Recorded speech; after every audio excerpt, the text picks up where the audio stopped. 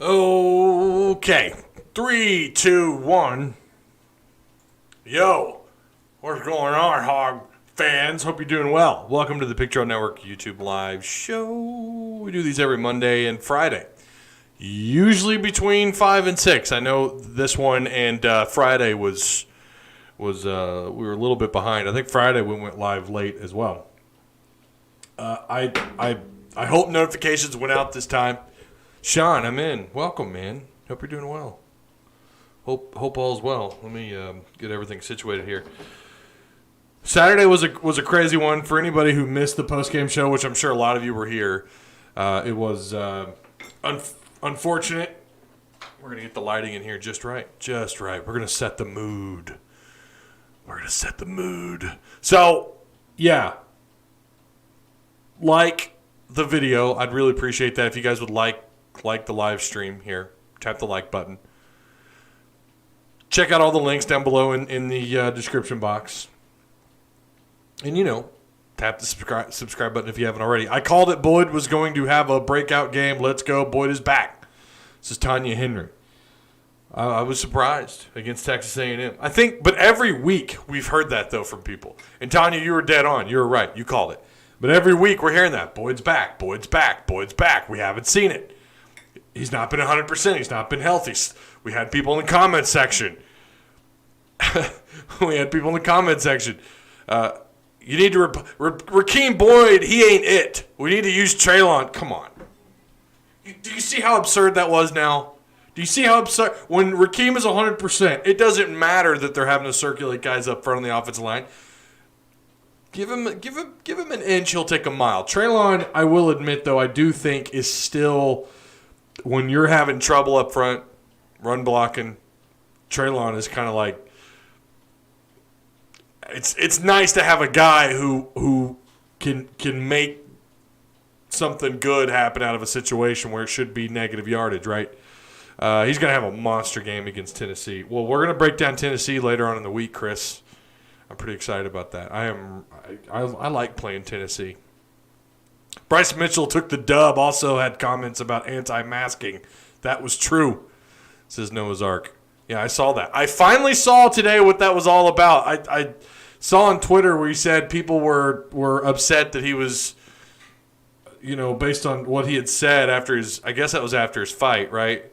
When Bryce Thug Nasty, Arkansas native, when he said what he said. So I finally saw it, and look, I'm not going to say I agreed 100% with everything that he said, but he made a lot of sense. I'll say that much. He made a lot of sense. Okay, guys, do me a favor. Please share the content across social media. I'd really appreciate it. Yeah, notifications, I hope they went out for you guys. I'm not so sure they did. Remember when somebody said KJ Jefferson had the legs of Darren McFadden and the arm of Ryan Mallett? I don't know what brought that up, but yeah, I do remember that, and I have talked about that a few times here. That wasn't you, was it, Chris? Treylon Smith could have done what Boyd did in that game, man, maybe even more. I think you discredited him a little too much. Smith is a baller. Well, then why didn't he get more carries? I'm not saying that he's not a good back. You say I discredit him, but it was chat that was discrediting Rakeem Boyd. It was a few people, not everybody. Maybe not you, Spawn Quest Gaming, but other people were talking about how Rakeem Boyd wasn't it. Well, he's not it when he's not 100%. Treylon was healthy, 100%, and he fits that system and he fits that mold, especially when you don't have a lot of blocking going on up front. He can kind of make he takes what you give him, and if you're not giving him a whole lot, he'll still make things happen. He's speedy enough that he can hit the outside edge. He can fit into smaller gaps than Rakeem Boyd does. But Rakeem Boyd, when he's 100%, is a legitimate top 3, top 4 back in this league. And when I've got people in comments, in my DMs, on our Facebook page, although it's not been as bad on our Facebook page in a while on Rakeem. Rakeem had one game last year. We wasn't that great. We had people in our comments. Rakeem ain't it. It's amazing what people do when you don't. When a guy isn't 100%, when he's not healthy, and we haven't seen enough of him healthy, and then all of a sudden we just start throwing tomatoes at him. I'm just here to say pump the brakes. That's all I'm saying. Pump the brakes. Rakeem Boyd is it when he's 100%. Sup, Ty? What's up, Mike? How you doing? Chris says, no, of course not. Oh, okay. Well, I don't know, Chris. I can't remember. It's been a while since someone said that, but it was pretty absurd. Not to say that KJ isn't a strong runner, though. Best complete team we have played this year. I agree with that, Carson. I do. I agree with that. They, especially coming into this game, you're talking about an A&M team, very balanced on both sides of the ball. The best run defense, I'm pretty sure statistically, if they weren't the best, they were up there near the top 2, top 3, maybe between them and Georgia. Run defense. Arkansas averaged, I think, about 110 per game on the ground that they were giving up, and A&M was like 75 yards per game on the ground. And that's after playing Alabama and Florida. So I love Boyd. He was not healthy. I agree. My board looks as Rakeem Boyd looking better than the previous games. Well, he's healthy. That's the point of the name of the live stream. He's healthy. He's back. Let's hope he stays healthy. If he stays healthy, and the offensive line works with the guy, he's capable of putting up some beastly numbers. I'm just here to say pump the brakes. That's it. Pump the brakes. When people were saying that he wasn't the guy, he's the guy. Treylon is a capable back. I'm not taking that away at all. Rakeem Boyd is the real deal. He's back, says Noah's Ark. Couldn't agree more. Spawn Quest says, I think Boyd is a beast, but Treylon is just as great in his own right, may even be better pass catcher. Super slippery. He is a very good pass catcher out of the backfield. He's and that's the other part of his game that helps him get more production or more play time on the field. His ability to catch the ball out of the backfield. Rakeem Boyd needed work in that department a year ago, but as a pure runner, give me Rakeem Boyd. Give me Rakeem Boyd. Treylon, again, very capable, slippery, like Spawn Quest said there in chat, very slippery. And he fights. We talked about this in Discord. Watching him run through tackle, he just keeps moving his feet. Anybody who played ball, I don't care, Kiwanis all the way up through, for Fayetteville, it was back in the 90s, it was you played 3rd, 4th grade Kiwanis, red team, blue team. I always played center, and it started there. I played center. I always wanted to play fullback. Later on, Mike Allstott was like my favorite player. I love Mike Allstott. This big bulldozing physical back. I've always loved that part of the game. All the way up through junior high, flag football, then to junior high, and then on to junior high, onto high school football. You hear the coaches talk to their running backs and to anybody who has the ball to run through the tackle, keep churning your feet.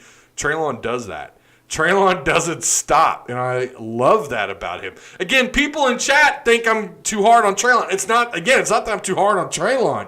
It's that people in chat were taking a dump all over Rakeem, saying he wasn't the guy. I'm sorry. Look, you guys call me out when I'm wrong, and yeah, I've been wrong. I admit that I was wrong on Sam Pittman. I admit that Auburn is clearly not the best team in the West. That Chad Morris has been awful as an offensive coordinator at Auburn. And I know that's real easy to say no shit right now, but coming into the year, you looked at what he did as an offensive coordinator for Clemson, and you thought maybe he would get that spark back. But they are it's I don't want to say dumpster fire because they have a winning record. So when I'm wrong, you guys call me out. When you're wrong, I'm going to call you out. But you're right. I agree with that, John. Great 1-2 punch. Change of pace back. That's what this is, and I don't even mind, and this is what the league does now, unless you have like a star back. It's change of pace, running back by committee. I'm loving what I'm seeing out of Treylon, and I'm loving what I'm seeing out of Rakeem Boyd. They're both capable backs. Can we just all agree on that? They're both just super capable backs. When they're healthy, offensive line needs to help them out more. This game against A&M, I thought Arkansas did a good job run blocking. They opened up gaps, obviously. I mean, we're sitting here talking about how Rakeem Boyd is back. They opened up gaps, and they allowed these backs to do what they can do. And not only those two guys, let's talk just a minute for Felipe Franks. This guy, through his first 5 carries, averaged something like 7 yards per carry. He was running the ball, and he didn't look as slow. Obviously, the bye week was huge. The bye week was gigantic for him, for Rakeem Boyd, Bumper Pool, who also came back. I should have put that in the title. We're also talking about guys that came back. Dorian Gerald did play, by the way. I'm just going to crack open this Shiner. You like Shiner? That's the beer. Remember I used to do this? I used to crack open the beers. Here's the sound. I know you guys love it. Oh, there you go. Crack open you some Shiner. What does this guy do? He smokes cigars on post-game shows, and then he cracks open beers? What's this guy doing? Felipe Franks has just been nothing but impressive to me. Of course, the natural fear comes in. Oh, boy, what do we do when he leaves? Is he going to go pro? He is eligible. And technically, he's eligible for 2 more years. So, I don't see that happening. This was something we talked about Friday and Saturday, I think.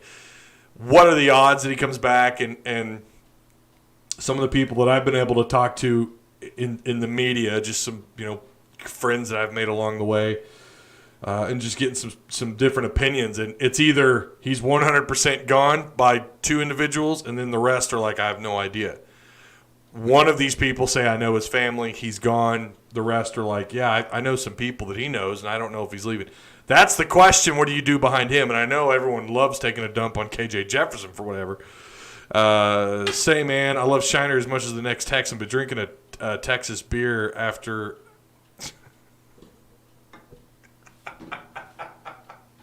I like Shiner, man. Don't judge, John. Why you got to judge? I don't care where it's brewed, buddy. Beer equals freedom, my friend, and that's the freedom to drink it when and where you want. Suck it, John Hawes. Always stirring shit. You know I love you, John. Let's get back to chat really quick. Takes me back to the Alex Collins, Jonathan Williams debate. Collins was the better back. Sorry, I just think that he was. Jonathan was a very good back. Of course, he had some more health issues than Alex. They're both really good backs. And it's good when you're having that debate, right? That's a good thing. It's a good problem to have. Franks looks great running when he locks in his mind to run, right, Mark? I know. The indecision is what lets defenders catch him before he can get his feet going. That is also true. When you hesitate, you're not swinging your body forward. If you notice, he does that. He uses momentum. He's a big, tall guy. He's 6'5", 6'6". What is he? How much does this guy weigh? I forgot. Like 230, 240. He's pretty stocky too. Like he's got a thicker build. He's not like tall and stringy. He's not like Connor Vanover. Of course, Connor Vanover's 7'3", but you know what I mean. He's a little bit stockier. And when he runs, he uses that momentum, and his body shifts forward, and he stumbles and he falls.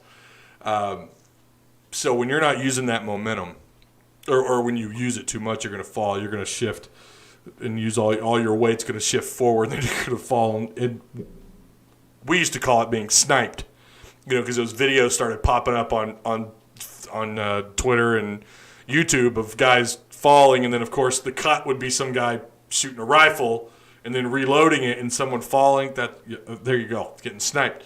But that is a big part of it when you're hesitating to decide whether or not you're going to run or hand it off or throw or whatever. Defense knows they're going to react, especially in this league. But he did. I thought he still looked faster though, and there were times coming before this game, before the bye week, where he was healthy, he was fine, and it wasn't even an indecision thing. He just looked like he had cinder blocks tied to the bottom of his feet. He just looked slow. And I thought he looked faster against A&M. There's no doubt. Felipe Franks, Rakeem Boyd, we saw this offense click against a really good defense. Here it comes. The beer burps. Beer's beer. That's right, Hawes. Malik Hornsby gets me excited and bringing in 4-star recruit A.J. Green. A.J. Green is legit. A.J. Green is legit. I am excited for him. I hope he carries that game to Arkansas. I think that he will. That kid is really good. Go watch he's got some Huddle film. Go watch it. And he sets that outside edge, man. If you don't take the right angle, he is gone. I'm not saying he is Felix Jones, but I see a little bit of Felix Jones in his game. Vols given up 158 yards a game on the ground. Got a chance to put up over 200 yards in that game again, or on the ground again. Justin Potts, thanks for the comment. I don't think you're wrong. You've got an opportunity here. Tennessee's not exactly an elite run defense. I'll be honest, I haven't done my breakdown. I haven't even looked up Tennessee. I only know what I've seen so far. I have watched a little bit of Tennessee. Inconsistent as all get out on offense. Whew.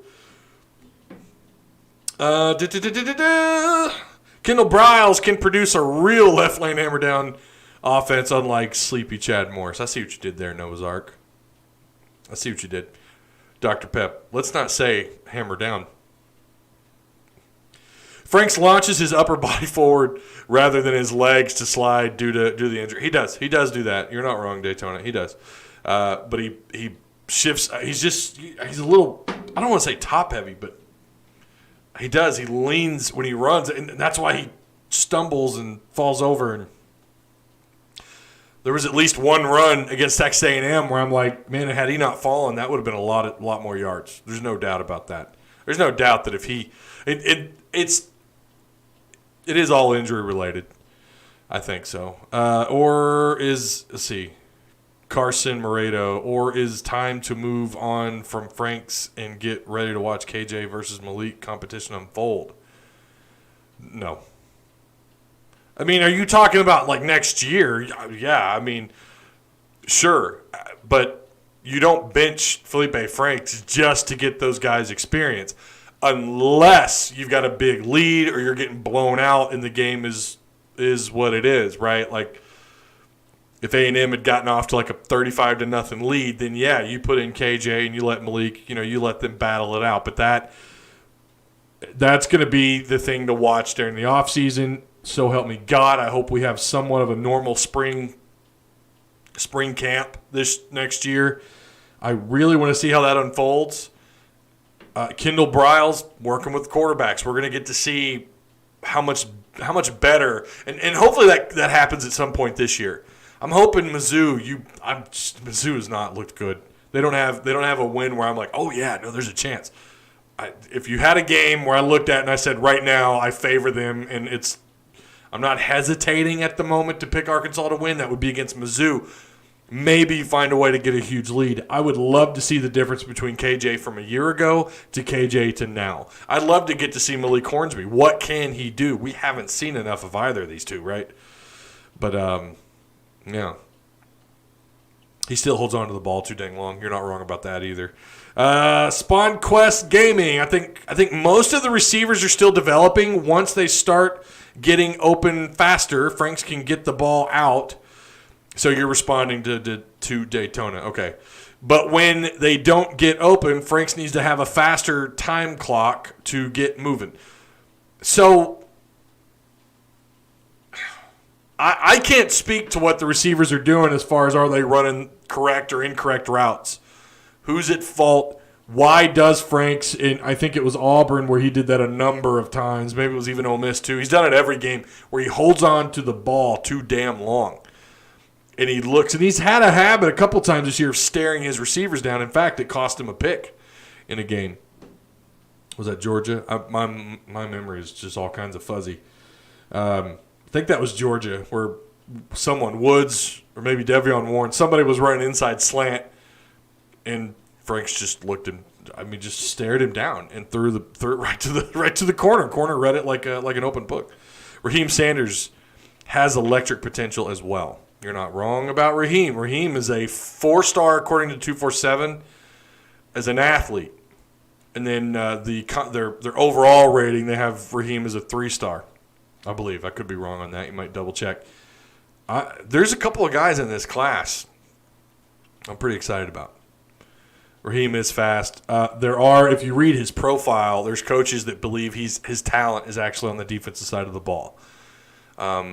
He needs a lot of work at the wide receiver position. He needs to develop. If he's going to play wide out, he's got to learn to run better routes. He's got to learn to get off the ball quicker. He needs to have better, faster release. This is just the stuff that I've read about him. it sounds like you should either play him at running back or maybe flip him over to the defensive side of the ball, but who knows why he's committed. Green, keep in mind, Green is committed to Arkansas because they offered him to play back. Other schools have offered Green to play, and I'm talking about the 4-star running back, Green, A.J. Green. Other schools have offered him as a corner or as a defensive back. I think Oklahoma, he has I think it's Oklahoma, have high interest in him. It's one of those schools, one of the 2 or 3 big schools out of the Big 12. There's really only 2, let's be real. And then in reality, there's only one more consistent team in the Big 12, and that's Oklahoma. Of course, they're not so great this year. But anyways, they've offered him to play on the defensive side of the ball, and Arkansas wants him at running back. And he's talented. I'm telling you, just go watch his film, man. It's fun to watch. And running back film, it's so like it's really hard to watch highlight film and go, oh, this guy does this really well. Like, you know, quarterbacks, I think you can do a little bit of that with quarterbacks, but highlight film, like, you only see the good, you never see the bad, right? But, yeah.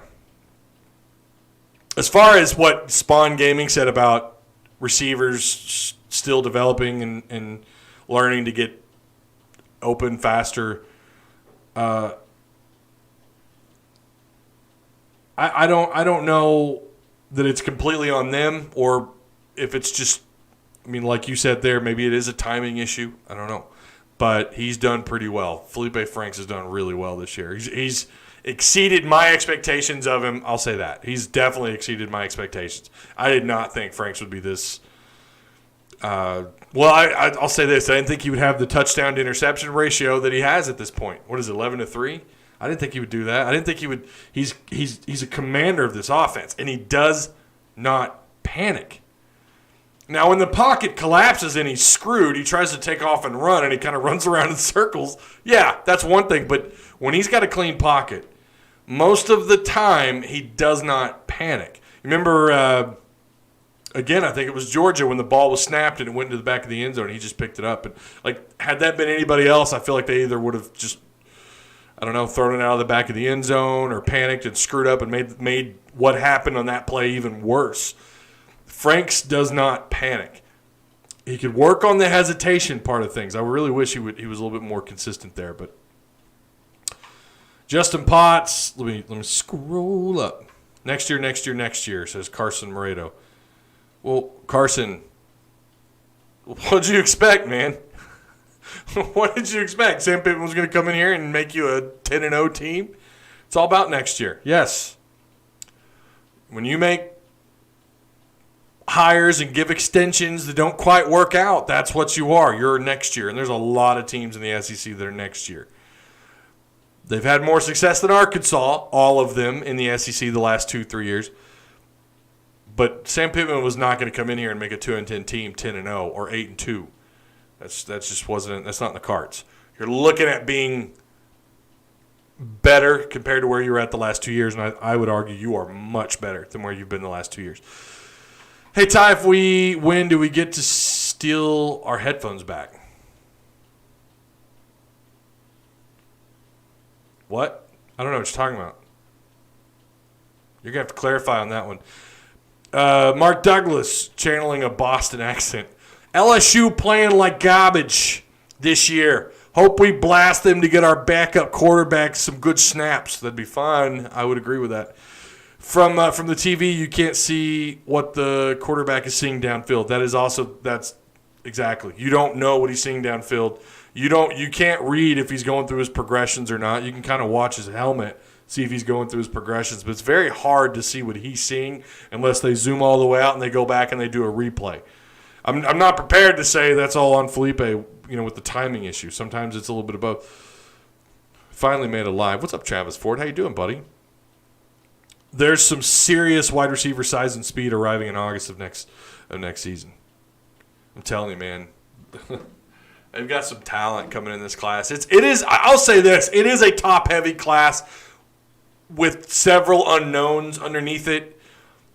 I really wish Sam Pittman could walk into the homes of these players. I really wish he could get in the living rooms with these players and their families. I think it would just – oh, my gosh. It should go without saying, I think, how much better this class would end up being. Now, everyone else still waiting on their commitments. I don't know if they're gonna. I don't know how they're doing early signing period this year. Something tells me the NCAA's they're not going to give a damn and they're just going to keep it. They shouldn't. They ought to get rid of it permanently. But I see its merit, but it's such a disadvantage for the lower rated teams and teams that are going through turnovers at the head coaching position like Arkansas has the last 3 years. But no, we need Sam Pittman in the homes of these prospects. He's not a FaceTime recruiter, okay? That's not what he is, and neither is the staff. You got to be in the room with these guys. And as these other schools fill out the rest of their class, the 2021 class, you're going to see Arkansas start to drop. You're going to see them drop. Doop, doop, doop, doop, doop. And you don't have a whole lot of room. How much room do they have left? Like 3 spots? 2, 3 spots? Now, maybe you get some guys that get some love in the ratings in 247 on Rivals. Maybe they get bumped up some star power or something. I don't know. But I don't know that you're going to go out and recruit a bunch of 4 stars or 2 or 3 4 stars and that have a huge impact on this. I mean, sure it will, but are the Razorbacks, do you feel confident the Hogs finish in the top 30 in recruiting? I don't. That doesn't make it a bad class. I think you're top heavy with a few unknowns underneath that, several unknowns, but I still like the way this class is shaping up. Someone mentioned Raheem Sanders. He's a 3-star according to their overall rating. 247 has him listed as a 4-star. You've got several guys in this class that are 3 stars. I think could even get bumped up. But I agree. Daytona Beach, there are some receivers on the way. What's going on, Ty? At work, glad I didn't miss the show. I don't want to get you in trouble, Frederick. Don't get in trouble, buddy. Jaden Romez, is it Romes or Romez? I'm assuming it's Romes. What happened to Trey Knox? He looked very promising last year. That's $1 million question. I don't know. There are all kinds of rumors flying around, that he wanted to opt out. I don't know that that's true. I mean, they're doing. I mean, they could be doing better with him on the field, but I think they're doing okay without him. So if he wants to opt out, I don't see Coach Stepp, Sam Pittman, Kendall Briles. I don't see them forcing him to play this year. I really don't see that as the case. So I don't know that that's what's going on or not. He has dropped some open balls. Maybe it's just not liking the offense. Maybe it's an attitude thing. I mean, I don't want to say that because he seems like a good kid. He really does. I mean, I don't know. He posted something on Twitter today, as a matter of fact. I kind of want to look that up now. I don't know why I didn't think to do that before. But that's a good question. I do not know, Jaden, what is going on with Trey Knox. I have no idea. What's up with Levi Draper? He's injured. He shoulder? Is that what it was? It was the same injury that he had at Oklahoma. He had to have surgery.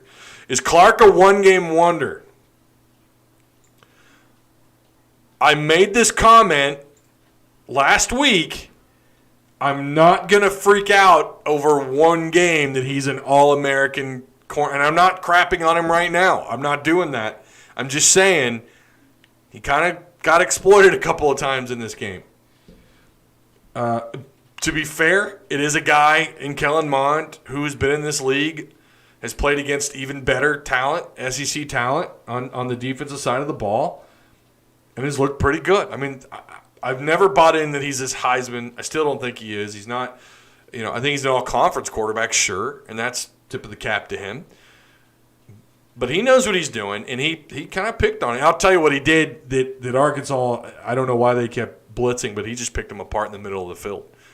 Go back and watch. Watch how many times they bring the linebackers up right into the box, right up to the line of scrimmage, and just leave everything behind the linebackers wide open. Whether it was a blitz or not, it was like Arkansas didn't really care about the middle of the field on defense. And Mond ripped them up. He made them pay every time they blitzed. I don't know how many pressures they got in this game, but it wasn't enough, obviously. And none of them resulted in sacks. I don't think they had a single sack in this game. Yeah. I'm not going to say he's a one-game wonder because, he plays a position where if you're shutting a guy down or you're not going to make any highlight film. You're not going to make any stats. It's like last year. We didn't realize, wait a minute, Mo Brown was actually pretty decent. He tackled pretty well, too. He didn't miss a lot of tackles, and that's the one thing about Clark that I love. The guy, he comes in like a dart, and he's not afraid. He'll sacrifice his body to make the tackle. I mean, he's aggressive. All these guys are on defense. So I'm not prepared to say he's a one-hit wonder, one-game wonder, but if you're expecting an interception every game out of Clark, that might be asking a little bit much. Now, he's going up against a quarterback in an offense that's been wildly inconsistent. We'll see what he does this next week. I don't think he's bad. I think he's earned that starting spot. People were talking about Jacobs. Would Arkansas have been better had Jacobs played, or at least deeper at the position? I mean, obviously you're going to be deeper, but would you have been able to rely on him to kind of step up when Clark was getting exposed a little bit? Maybe. Yeah, I mean, Jacobs came in and did a really good job. Came in, excelled during fall camp, and was a starter. I mean, he just transferred from Arkansas State, and this guy comes in camp, and he's a starter. Now, my concern at the time was, wait a minute, is this speaking poorly of the secondary, or is he just that good? I think it might be a little bit of both, because of the Devin Bush. Well, that's the question I have. What the hell has happened with Devin Bush? We beat Auburn. Don't give a shit what the scoreboard says, but I'm also still pissed about the 69 shootout. Oh, goodness. Joe, that was a long time ago, my man, where we beat Texas and President Nixon was present. One of my favorite presidents. Okay. Is it because election night's tomorrow night that you had to go and get political, Joe? I'm just giving you a hard time. How much yards are we giving up this week? Not going into that. We'll talk about the Tennessee breakdown on Friday. We'll get into that on Friday, Mr. Cobra. Franks is the best quarterback we've had in the last 9 quarterbacks from last year. From the double-digit amount of quarterbacks that they've played in the last 3 years.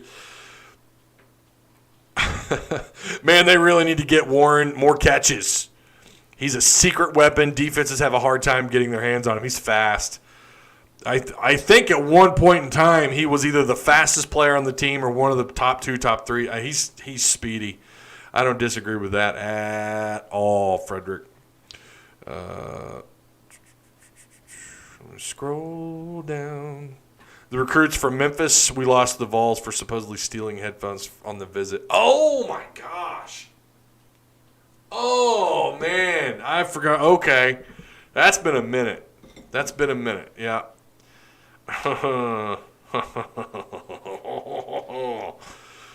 Third down can make or break you, and you can't beat a team as good as A&M and let them convert 7 third downs in a row. Yeah, there were 7 of 8.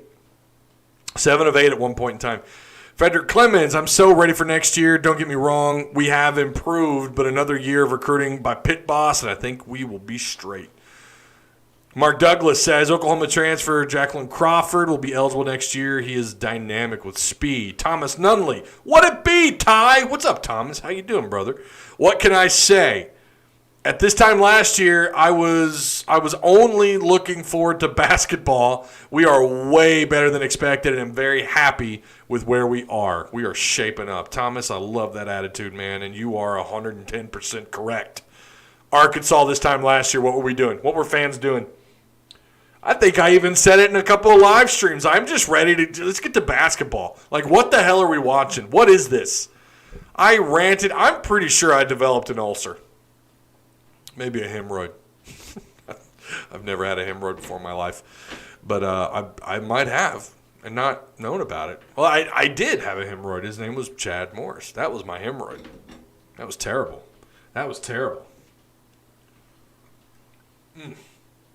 Yeah, all right. I think the headphones back was about those 3 kids from – yeah, I remember that now. When was it? It was like Chad's first year, wasn't it? Was that Chad's first year? Noah Zark. Lucas Coley looks like he can bring some tough competition for next year's quarterback battles. He looks a lot bigger than I thought he was. He looks like he's ready to go play college ball. I'm not saying that he's going to come in and be a guy that comes in year 1 and takes over. But, I mean, he looks the part. good film. We'll see what he can do. We'll see. I'm ready for these guys behind him, though. Like, that's the thing for me. If Franks doesn't come back, that's the position, right? Like, that's – you feel pretty good about everywhere else. You're going to get your receivers back. Whether they're seniors or not, they're going to have the option to come back. You'll have Burks. I don't know what's up with – I want to say you'll have Knox, and that's great. I don't know. I don't know what's in his future. I hope he comes back, and I hope he participates and wants to be a part of what's going on and develops and is coachable. But you feel pretty good about everywhere except what's going on. And that's natural because we haven't really seen enough of the guys behind him. That's just natural. The headphones hashtag or the headphones joke. Yeah. Hey, Ty, greetings from Arizona. How's it going, Tim? Hope all's well. Hope many wins. How many wins does this team have at the end of the season? And that was something else I was going to talk about on Friday. I have discussed that before, and I feel pretty good about where this team's going, their direction. Nothing happened after A&M for me to feel to take me off the I don't want to say Sam Pittman hype. This team hasn't done anything yet to make me not believe that they're going to win some more games. And I already had that video. That video came out, was that last week or week before last, where I picked all the last of the games. I'm sticking with where that was at. But I'm going to reevaluate that a little bit. Maybe I have a different opinion on Tennessee. I don't know. They're coming off a bye week. That does concern you a little bit. Arkansas, from what I understand, what little reading I've done, I think they're coming out of this game in pretty good shape. You know, you got Bumper pulled back. Mo Brown's back. You know, guys, obviously Rakeem Boyd, the title of this video, Rakeem Boyd looks 110%. So I feel pretty good about Tennessee. I'm not going to give away a score. I'm not going to tell you if I've changed my mind or not. Again, that's Friday's video or Friday's live stream, unless I do an edited video for you guys. They are coming off a bye, and I think their head coach and their head coach and their staff are kind of feeling the heat a little bit. I think they're feeling the heat just a little bit, and that makes you wonder. Wounded dogs sometimes, especially coming off a bye week, they're backed into a corner. You never know how they react, and that kind of makes you think. That makes you second guess a little bit, especially with this matchup. Arkansas, talent-wise, I hate to break it to people. Tennessee has more talent. Arkansas has won 2 in a row. Sorry, the beer coming right back up. I don't want to belch over live stream. They have won 2 in a row. They have more talent. Arkansas's won 2 in a row, but Tennessee's coming off a bye week. They have more talent. It's going to be an interesting matchup. I think really the only games that I say I don't like Arkansas's odds at all are for the rest of the year are Florida and Alabama.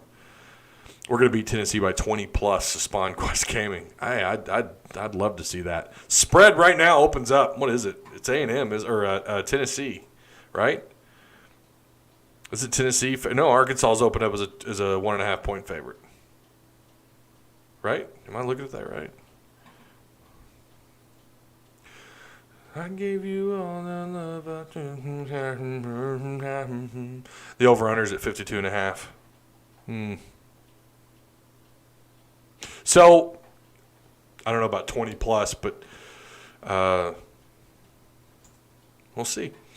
Moses, Moody, Jalen Williams, and, oh, my God, I love Arkansas basketball. Okay. Mr. Cobra, if you were Pittman, would you keep Bryles for next year?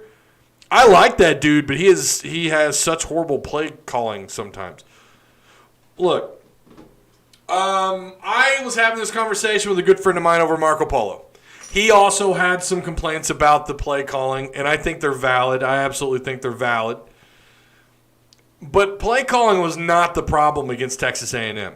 I mean, we have to remember this might have been the most complete team Arkansas's played. Doesn't mean, I mean, look what happened when they played Bama. They barely beat Vanderbilt. But their potential, when they play at their best, they really are a top 4 team in the SEC. Defensively, they might be as good or better than I'm not going to say Georgia, but they're up there. It's not like Georgia's played perfect this year on defense. They're a really good defense. Arkansas, and you can go back to the fourth quarter, the late score, and say, well, they gave up. Okay.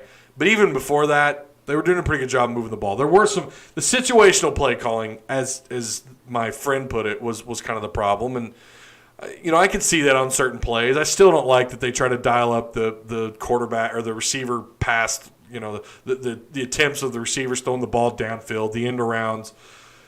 We have seen less of those, but that is a part of his arsenal. That's just who Kendall Briles is. He doesn't mind pulling these kind of plays early in a game when it's least expected. Unfortunately, they've all been absolutely atrocious, and it looks terrible when they don't work because they're just not good play calls. It's the SEC. It's not the ACC or the Big 12, baby. You're going up against the farm league of the NFL. That's what the SEC is, despite the fact that defenses in this league are not what they once were. You're still facing the best talent. I will agree that some of the situational play calling could be better. Arkansas did not do well on third down. What were they, 3 of 11? That was a big issue, and part of that was mistakes on third down or second down. And plays resulting in negative yardage, going backwards, having to try and convert on 3rd and 15. And that was multiple times. Wasn't a bunch. We've definitely seen worse, especially in the Chad Morris era, but it was still enough that it was noticeable. And it really, when you're having to play from behind the sticks, when you're trying your best to pick up a first down, but you're on 3rd and 12, 3rd and 14, 3rd and 15. How many 3rd and longs did they have against A&M? It had to be at least 4. You're just setting yourself up for failure. And in this offense too, you have to get big yardage on first down. First and second downs, you've got to pick up a chunk of yards. They are just not set up yet to where they can deal with a 3rd and 9, 3rd and 10, 3rd and 12. They're just not there yet. You expect something simple like a check down throw or a hitch route to Treylon Burks or a quick slant. Something underneath, maybe dump the ball off to a tight end or a running back, but for whatever reason, that's not what they're dialing up. Maybe a screen play when they're stacking the box and they're showing blitz and they want to get pressure. I'd like to see more of that. The situational play calling has been questionable at times, but against A&M, I say at times, it's been questionable quite a bit this year. Against A&M, Arkansas shot themselves in the foot, and you're playing against, again, maybe one of the best defenses in the SEC. They're better than Arkansas on defense. They just are. And they showed that. And their offense, they're not going to turn the ball over. Kellen Mond's not going to throw a pick, 2 picks, 3 picks. That's not who he is. They're not going to fumble and give the ball up.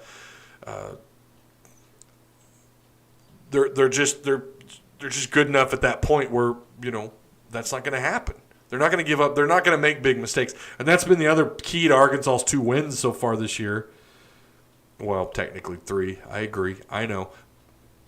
But, forcing turnovers, getting the ball back into the hands of their offense, and setting them up for short yardage situations. Short, not having to play 80 yards, but instead playing 60 yards, 50 yards, 40 yards to get within scoring position, at least within field goal range.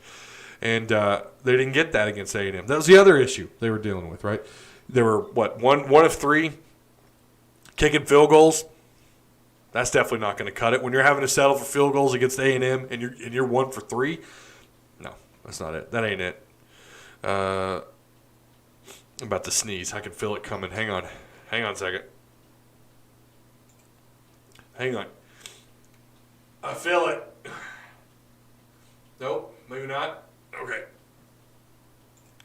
It feels like it's coming. It's like right in there in the nose, It's just like brewing up. Just took a look at Trey Knox Terrier post from this morning. He said, "Lord be with me." That's what it was. That dude is transferring. I don't know. It might be. Are we 5-0 against the spread? They are. Arkansas is 5-0 against the spread. They covered it late in the 4th. Probably shouldn't have. But they do. Good teams, great teams cover, and that's what they do. They cover. SpawnQuest game, and Kentucky lost to an Auburn team we clearly beat. They also lost to Ole Miss. Kentucky beat Tennessee 34-7. I'm not scared of Tennessee. Florida has 95% offense and 5% defense. You're not wrong. But their offense, especially when they're clicking on all cylinders and they're not getting into fist fights at halftime, they're pretty productive. I mean, that's a pretty good offense. They are inconsistent. On defense, they are not good. I'm not saying that Arkansas doesn't have a chance. I'm just saying that that's a game right now I don't feel like I wouldn't. If you asked me to put $10,000 down on who wins that game, I'm taking Florida. I just am. Same with Bama. I'm taking the team with more talent, with a better record, and who they passed the smell test on offense. They are pretty good. Knox was really close to transferring last year. If he doesn't start, I don't know anything about that last year. I think you're getting him. Are you mixing him up with who was the receiver that did end up transferring? Oh my gosh, that's gonna drive me crazy. Highly rated, but he was a 3-star. He's the only. I think he's the only wideout from Chad Morris. Did he transfer? Or did he just? I'm gonna look that up here in a minute. But there was a player from a year ago that did end up transferring. I don't remember Knox. I mean, there's always rumors, but. Man, I don't want Knox to transfer, but he down on the depth chart, so I guess he can't work his way back up on the depth chart. He can. I think he can. Absolutely. I mean, the talent is there. I mean, what he did a year ago was fantastic. And that broken offense, for Trey Knox to have any kind of positivity as a true freshman, and the same thing goes with Rakeem Boyd. When you had guys producing in that offense, even if it's at not an extremely high level like Knox, there's potential in that kid. 4-star, highly recruited. TQ Jackson, that's who it was. Thank you for bailing me out. Thank you. Monday. It is Monday, Trip. You're absolutely right.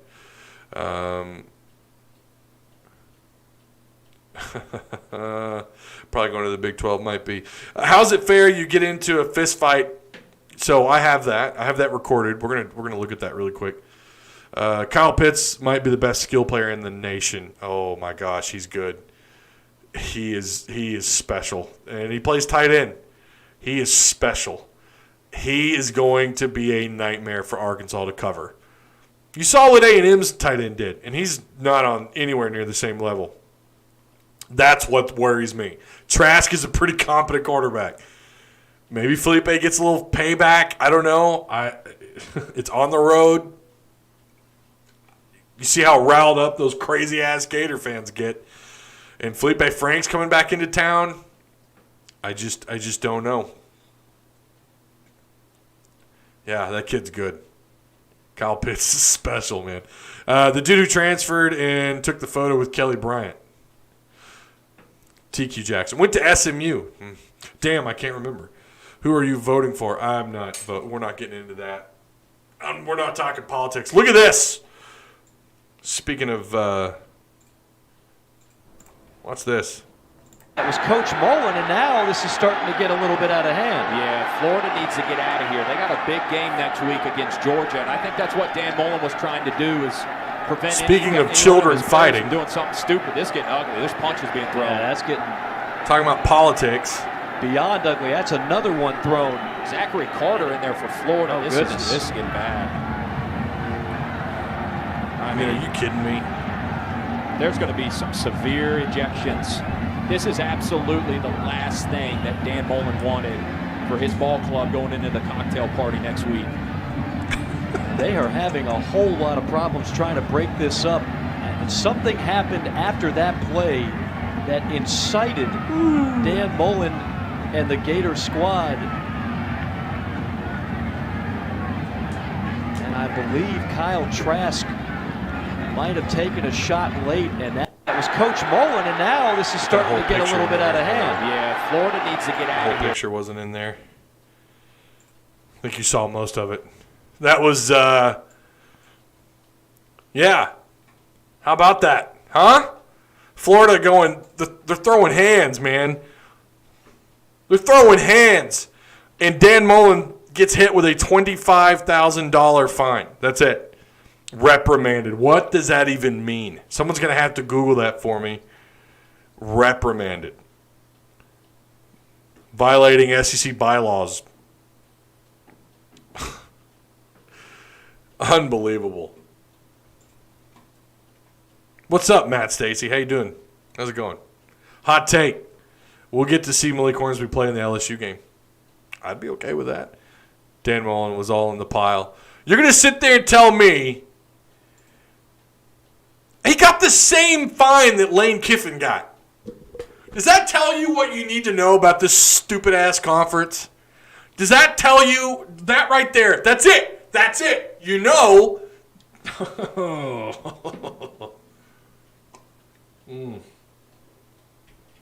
What a bunch of horse.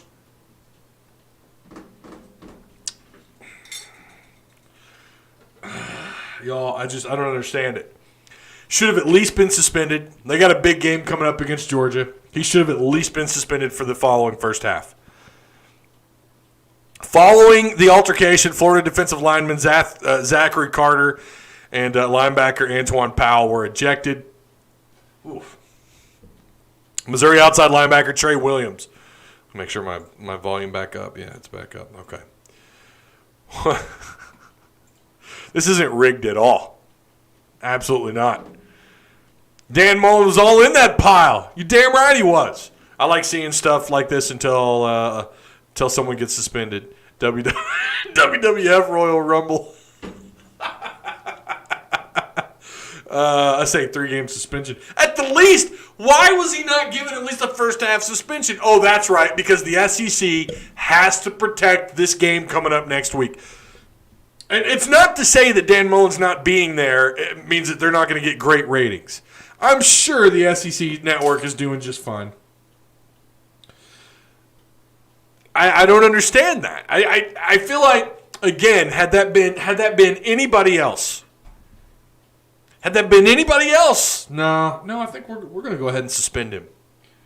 You saw what he did there. And now, as a response, Florida fans, and rightfully so, I think Arkansas fans would be excited to see this too from their coach. He was upset because of Kyle Trask getting hit, and it was a late hit. Go back and watch it. I didn't have time to get that footage for you. Go back and watch it. It's definitely a late hit. Should have been a flag. I don't believe there wasn't one. I didn't see it live. I had to find it on YouTube. I went and YouTubed it. But okay, great. He was defending his quarterback. He wanted a penalty. I'm all for that. But what he did was he took it too far. He clearly was in on the altercation. And a $25,000 fine is a drop in the bucket. Try jumping on Barry Odom like that, Mullen. He looks like a Marine. He looks like he'd whoop some ass, doesn't he? I feel like the pit boss would whoop Mullen's ass. I say 3-game suspensions. This is Matt Stacy. I think we only lose against Florida and Bama for the rest of the year. Tennessee is an easy win. I don't know about an easy win, but that's as far as I'll take it. If anybody deserves to fight, it was our players against Auburn, against the Auburn refs. You're not wrong. You are not wrong. Need to fix targeting disqualification rule. It's the penalty that keeps on giving. It's the stupidest thing I've ever seen. Was that targeting? Yes, it was. Like I said in the postgame, anybody who played physical, if you played rugby, especially if you played football, you don't lower your head like that. You don't lower your helmet like that. That is dangerous. But to punish a player by banning him for the rest of that game, if it happens in the first half, if it happens in the second half, you're disqualified for the next half of the next game. It's ridiculous. Maybe you give him a warning. Maybe you I don't know. You say, okay, you've done that once. You do it again. You're out for at least a quarter. It's ridiculous to ban a kid for an entire game. And yet you're going to let Dan Mullins pick a fight with Mizzou players and the officials and whoever else. He got the exact same punishment as Lane Kiffin.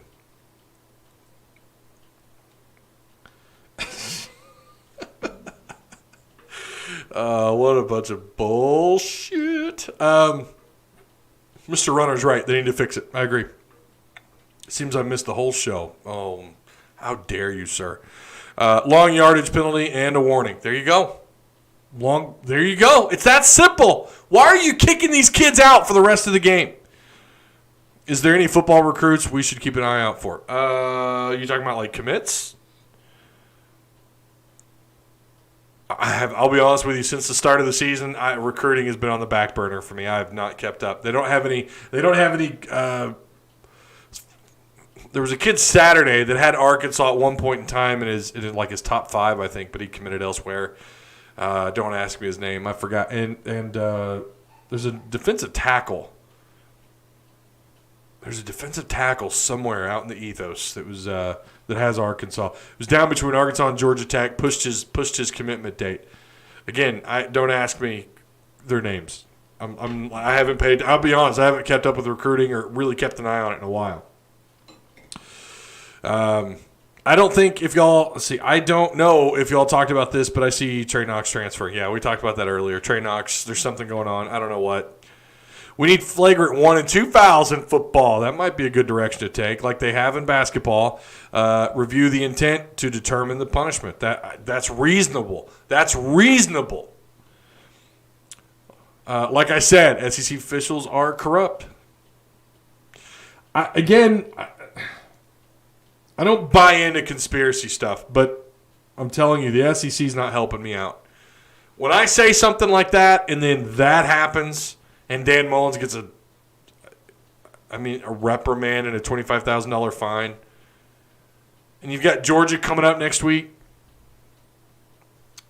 Hey there, my brother. What's up, Danyel Hadley? Long time no see, man. I hope you're doing well. Cameron Ball, that's the kid. Yeah, between Arkansas and Georgia Tech. I'm pretty sure he's who you're talking about. Yeah, that's who I was talking about.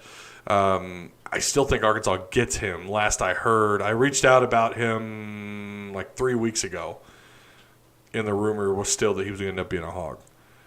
Someone else had entered the fray, though. I can't remember who. Half of LSU's team is headed to the portal in December. Still a couple. You're not wrong about that at all. You're not wrong at all. And I still think Tennessee. I still think you're going to see at least a couple of guys decommit because Pruitt is overselling and not delivering. Overselling under delivering. That's what's going on with Tennessee. We know who's on that staff. A guy that got in trouble at A&M for cheating, for recruiting. You wonder how loyal these kids are to Tennessee's football program. I wonder if you see a couple of players eventually decommit. And if Arkansas beats Tennessee, I would like to see what happens there. But yeah, LSU is going to see some transfers. It just makes you wonder, like LSU's the most disappointing post-national championship team. They go from having one of the greatest teams in college football history to the following year being an absolute joke. And it doesn't mean they won't rebound. They have talent. Behind their 5 stars, they got more 5 stars. Guys that probably still need time to develop and so on and so forth. Doesn't mean they won't bounce back. It is LSU, and Ed Orgeron is a decent coach. But the odds are not as likely that happens.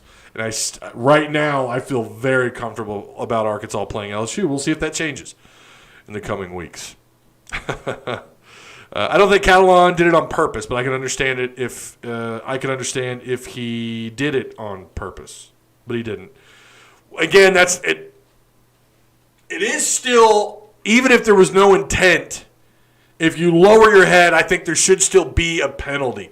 That is stupid. I know some of you played football. I played high school football. I played from 3rd grade all the way up to high school. You don't do that. You're taught that in Kiwanis. Never lower your helmet like that when you're the defender making the tackle. And I think that's settled. What isn't is the penalty. Kicking a kid out of a game is ridiculous. It's ridiculous. It's just too much. How many players do you think will transfer once the season ends? I have no idea. Knox, I do think, is going to be one of them. I wonder about Devin Bush. A part of me wonders, there's a couple of guys who have fought, who have seen the field. I don't know. It's too early to say someone like Slusher, but Slusher's a star. Slusher's a star in the making, I think. And he had to fill in for Catalan and did pretty well. I shouldn't say star, but he is a true freshman, and he's made the 2 deep, and he's gotten an opportunity to play and did a pretty decent job while Catalan was out. Now, had Catalan played, yes, it would have been a big difference had Catalan played. I agree. But I don't know. I guess Slusher, you're seeing the field as a freshman. I don't know. Maybe I wouldn't put Slusher on there. But, Nash, we forget about Shamar Nash. Like, he redshirted a year ago and then opted out this year. Jaquez McClellan opted out. Doesn't mean he won't come back. I get a little weary about the kids that opt out, when everyone else is playing and they're bought in, they're sold into what's going on with Sam Pittman, with what's going on with on offense and on defense. And then to see guys opt out just kind of makes you wonder a little bit. But Shamar Nash is someone who I thought his freshman year was going to see the field. I really thought he belonged in that mix with Treylon Burks and with Trey Knox last year. I really thought, like, these guys, oh my gosh. And he never did. He got redshirted, and then he opted out this year. Was there just too much depth at the position? And I got blasted for saying that, but I said, you're going to have a hard time, recruiting at that caliber like they did with Burks and Knox and Nash. You're going to have a hard time doing that. And I took a little bit of heat because people thought, no. Step is the GOAT, which I love Step. I'm a big defender of Step. I'm a big fan of Step. But it's going to be hard to recruit at that level. And now here we are, fast forward. You had TQ transfer. Shamar Nash, I'm wondering what's going on there, why he opted out. Knox isn't performing. Not knocking Step. I'm a huge fan. We've had some hot takes in our Discord about Step. I'm not going to go in on that. But you're crazy if you think he ought to be let go or fired or whatever. I love what Step is doing with these receivers. Look at De'Vion Warren. Stepped up a couple of times in the absence of some of the other guys around him. So I don't know. You wonder, quarterback-wise, if KJ does get beat out, does he transfer? I think it's probably likely in this market, the quarterback market, and the fact that you're going to be able to play and be eligible. It's always a possibility, especially with these rules, with these new rules. Is Mike Leach going to become the new Chad Morris? Seems he's not having success, and a lot of guys are leaving. Yeah, that's how many guys now have rumored to have either entered the transfer portal or rumored to leave? Like 7? It's pretty crazy. But he's already done better than Chad Morris. He actually won an SEC game. That was it. He could get fired tomorrow, and he's still a more successful coach than Chad Morris. I went there. Illuminati in college football. Maybe so. SEC officials are definitely corrupt. Again, I'm not saying that that's not happened. We know that's happened. The NBA had corrupt officials. I don't buy into conspiracy theories. I just always wonder, do the less meaningful games get the worst graded officials? But again, when stuff like that happens, like what happened with Mullins and what happened with that whole halftime debacle, more guys should have been suspended from Florida, and Dan Mullins should have at least been suspended for a half. At least against Georgia. And when you let stuff like that go, I can't defend you. I can't say that, well, I don't know if it's a conspiracy. It sure as hell looks like a conspiracy theory. When you're not upholding the rules equally across the field. Lane Kiffin gets hit with the same exact fine for tweets. Are you kidding me? I'm so glad we didn't hire Leach. It's so easy to say that right now, and I agree. This fan base couldn't handle it, especially after Morris. That's a viral tweet right there. That's a very good tweet. How would this program handle Mike Leach right now? It's hilarious about LSU. I work with LSU fans. Do you give them a hard time, Daniel? Do you tell them? Do you walk up to them? I used to do this. I'd walk up to, because I know a couple LSU fans. I'd go, oh, yeah, Brett Schaefer, go Tigers. You do that, and you say, I won a national championship last year, now we suck. Oh, no, we suck again. That is exactly what's going on at LSU. They look awful. Again, they could rebuild, I don't know, as the year goes on and turn it around. They have talent. The term conspiracy was coined by the CIA back in the day to make us not want to question our reality. Okay. KJ, if KJ wins the job, then Malik will transfer. Malik said he only wants to work under Franks and then wants to start.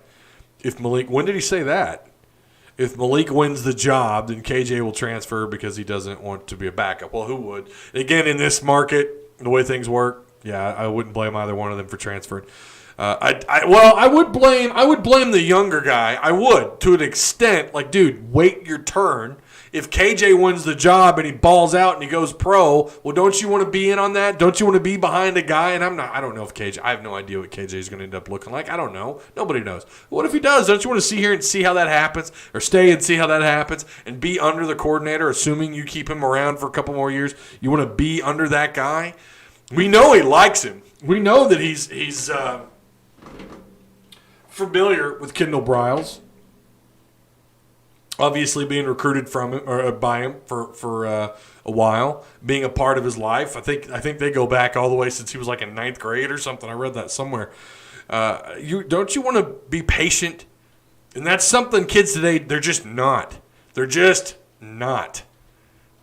They want it here, they want it now, and they want to be the guy. They want to be the man right now. And look, I don't blame them. If you were 17, 18 years old, would you be any different? I mean, really. But I don't know. If Kendall gets this thing turned around, the offensive line pass blocks a hell of a lot better than what they did against Texas A&M. By the way, that was terrible. Franks was really put into some tough situations there more than once. A&M really won the line of scrimmage. Someone commented in my video about that. They said, look, that's what happened, and they're not wrong. They did. They won the line of scrimmage outside of Arkansas' run game. But, I think he ought to be patient. If KJ balls out, he won't be here that long if he balls out. Our quarterback room is so stacked. I can see KJ transferring. Yeah. Wasn't even Lane's tweet. He retweeted someone else. He did say in his tweet, how did he put it? Someone posted the what he said the post game, I think, and then he quoted the tweet and he said, still got no. That was after the fact. What it might have been just a retweet. I can't remember. I really think Pit Boss wanted to speak his mind after Auburn. You could hear it in his voice. Yeah, I don't think you're wrong. All right, what are we at? How long have we been live? Oh, hour 12 minutes. Okay, I'm gonna go eat dinner. I'm in hog heaven. If it's karma, the way he talked down on teams that they beat last season. Ooh. Did you see Boyd and Starkle beef? No, I didn't. Was that on Twitter? I did see where Starkle called it the Starkle Bowl or whatever between Arkansas and A&M. I didn't have a problem with that. I eye-rolled, kind of giggled. But that was the Boyd Bowl, if you want my opinion. LSU is now the 2011 Auburn Tigers, a horrible team after finishing a national championship run. Hope Ed Orgeron doesn't end up like them because Auburn's head coach was fired the next year after going 3-9. Matt Stacy, night buddy. Noah's Ark, Texas A&M's offensive line gave us fits at the line of scrimmage all night. We couldn't get any push up front. Pass blocking was so bad. I thought run blocking, they got a little bit of push. I mean, Rakeem Boyd again. I think he's back. I think Rakeem Boyd is back. Now, that doesn't mean he's going to go out and rush for, 1,000 yards the rest of the season. He doesn't have that many games left. But if this offense functions like it did with some better pass blocking, and maybe a little bit more help from another wideout, or maybe Traylon gets involved a little bit more in this game, in the passing game. Maybe get TJ Hammonds involved. Not with an end around or a double reverse, but I still think they need to utilize that guy's athleticism. I can't figure out for the life of me why he struggled to make the field. But yeah, Rakeem Boyd, if everything's functioning as it should on offense, and Kendall Briles stays consistent as a play caller, and Felipe Franks continues to do what he's been doing, it's going to be a fun rest of the year. Consistency matters. We've not really seen that yet from this offense. So don't hold your breath. I think they're still going to be a little stagnant on offense, but hopefully they work through the kinks as the year goes on. So, okay. All right, thank you. I appreciate each and every one of you guys. Woo Pig Suey, of course, as always. So excited about the future of Arkansas football. It's just so much better. It's nice to be looking forward to the rest of the season, like somebody mentioned earlier in chat, instead of just looking forward to basketball like we have been for the last 3 or 4 years. Basketball is going to be exciting too, but football right now, like I'm all in, man. I know you guys are too. Another Arkansas player also joined him, liking a tweet calling Starkel a cocky idiot. Forgot who it was though. No bad blood, I hope. Yeah, so like the video if you guys haven't already. Tap the subscribe button for those of you who are new, who are coming through. Yeah, check out all the links to the Patreon supporters. Thank you guys so much. I appreciate each and every one of you. If you guys want to join in on the Pig Trail Patreon, the link is provided for you down below. We had somebody new joined, and I meant to give you a shout out. Hang on just a second. I got the alert. I'm not. Friends say I'm tech savvy, and I'm like, no, I'm not. I'm not tech savvy. I can barely even figure out who the hell just joined my Patreon. Who did we get? Justin Kipper. This says October 5th, though. That's weird. I don't know why it just showed up. But anyways, I think you joined earlier last month. But thank you. I appreciate that. If you guys want to go be a part of that, again, that link is provided for you down below. It's a minimum of $4 a month. If you don't want to join a monthly thing, you're afraid you might forget to cancel your subscription or whatever, there is a PayPal link provided for you as well. All right. I'm going to hopefully get some content. I say this every week. I like the Friday post-game or the Friday pre-snap live streams. I like putting together edited content. It's just, it takes me so much longer. But I'm going to try and do something. If not, whatever. I'll get you. We'll talk about it all live on the. We'll talk about it live anyways about the Tennessee game. But hopefully I can get you guys some edited content. Hawk Talk Podcast, latest episode is available. Yeah, we're a part of that hitthatline.com lineup, you guys. We're a part of it. That's awesome. Ty Richardson, shout out to him and Tommy Kraft. That's such an honor to be a part of that. I mean, that's huge. Getting the press pass a year ago for the women's game was awesome. And then it's just absolutely incredible. Hog Talk is just going places, you guys. If you haven't already, go check out the podcast and rate and review those too. Hey, just click away. So, all right. Woo Pig. I'll see you guys.